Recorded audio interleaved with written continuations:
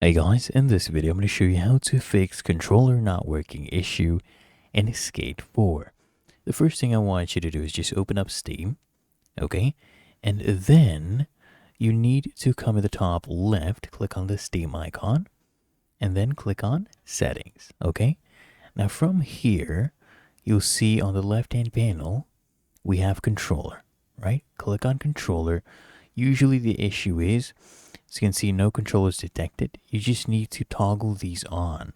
So I haven't connected one yet, but these need to be toggled on. So enable Steam input for Xbox controllers, PlayStation controller support. Make sure this one is enabled in games without support as well. Enable Steam input for Switch Pro controllers. Basically all of these. Okay, you need to toggle these on. And then you can close this and relaunch your game. Should fix the issue.